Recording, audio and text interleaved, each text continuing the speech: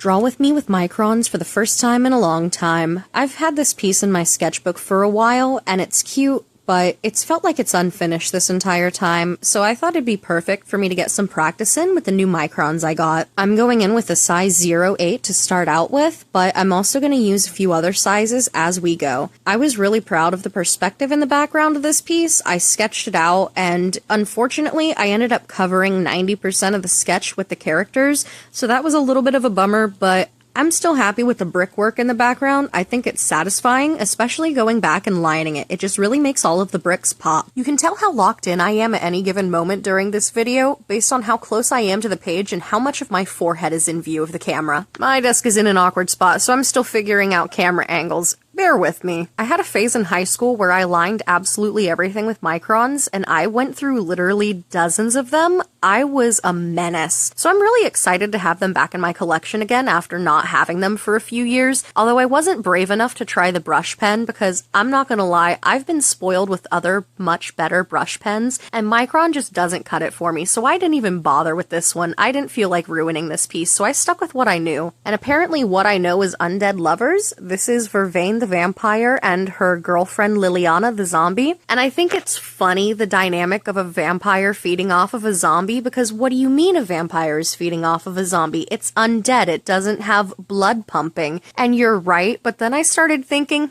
what are some ways that you could actually feed off of the zombie as a vampire? And I thought, okay, the zombie just had a blood transfusion and like heated herself up in a sauna like a hot pocket to give the vampire a fresh feeding because it feels weird drinking from the little blood bags. And I just thought that is so absolutely ridiculous. This is why I don't write original characters, because I don't know what I'm doing, and it's just stupid. Does it make me laugh though? Absolutely. And at the end of the day, as long as my art gives me something to smile or laugh about, that's all that matters. So with that being said, I'm never gonna stop making weird OC dynamics. My other favorite couple that I've made, that doesn't have names yet because I'm horrible with names, is a succubus and a gargoyle. And the succubus is a graffiti artist that's really into tagging like abandoned warehouses and buildings, and the gargoyle is really into parkour and architecture, so he just likes staking out all of the old buildings and checking out everything that's abandoned, and he accidentally runs into her and they really hit it off. And their dynamic is funny because she's a graffiti artist, he's a gargoyle, he's made of stone, she tags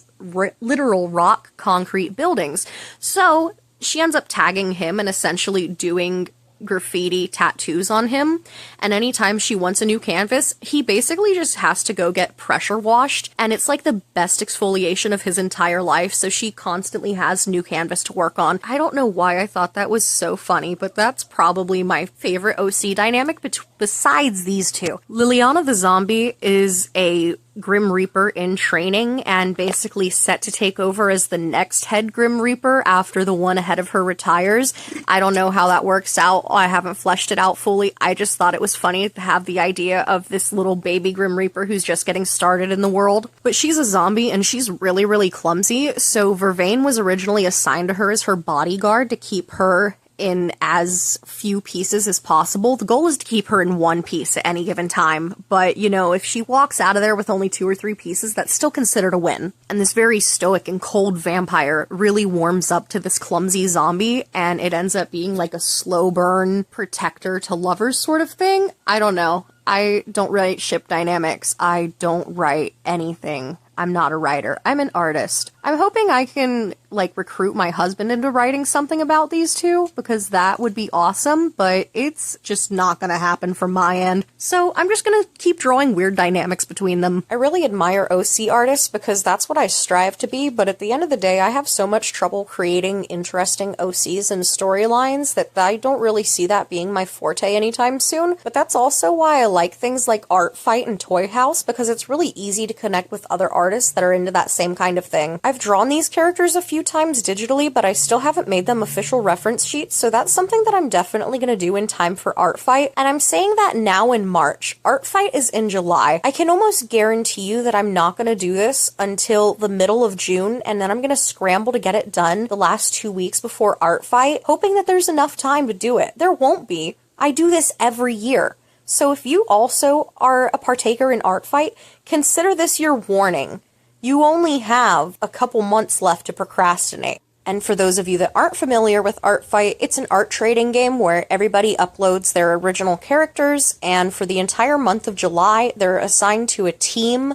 Each team has a theme. There are 2 teams, and you draw characters for the other team to earn points for yours, and at the end of the month, the team with the most points wins. Every year, the teams have a different theme. Last year was Seafoam and Stardust, and the year before that was Vampires and Werewolves. There was a big vote this year for the team themes. I don't know what it came out to officially, but I know Gloom and Glitz didn't win, and that's so disappointing because I would have eaten up the Glitz team. Hello, Glitzy Guts. Which, by the way, if you didn't know this, the name Glitzy Guts comes from the joke that I eat glitter.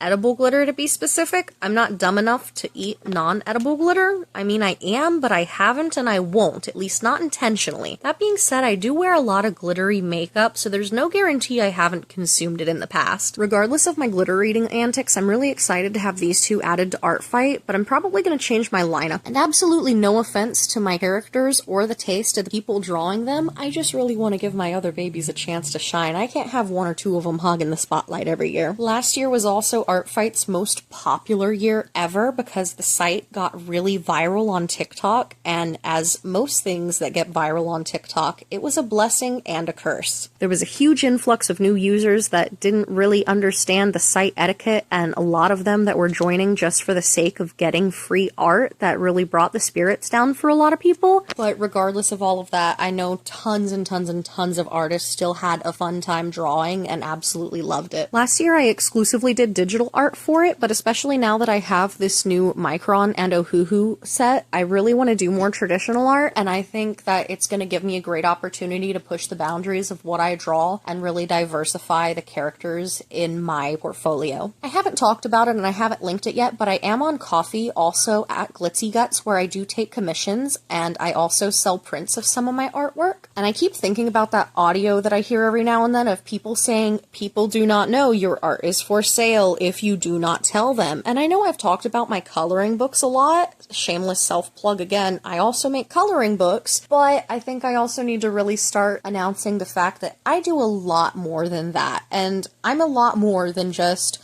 a scene coloring book, because let's be honest, that's where 90% of my subscribers on this channel came from. And I love every single one of you little sceney weenies that gives me a follow. You guys are fantastic. The amount of nostalgia I have for scene fashion, mwah, chef kiss, immaculate. I love it. But as a multimedia artist, I can only niche down so much. So I really do hope that while you like my coloring books, you also like the other things that I do, because I have a lot of fun making character illustrations, and I think that this piece was a great way for me to experiment characters interacting with each other, adding a background and creating a scene and building emotion in the piece. It's something different from what I'm used to do, so I'm really happy with the way that it came out, and I wish I had pictures of the sketch before I added the characters in, because oh my gosh, that perspective was so satisfying. I drew the entire hallway with the tunnel. It was so good. But alas, it has been lost to the layers and layers and layers of paint. But that's okay, because art, like everything else, is temporary, and I had fun in the process of making it. And I hope that you had fun watching the drawing process and listening to me talk. I know I talked about a bunch of things, but at the end of the day, they all loop back around to making original characters and sharing them.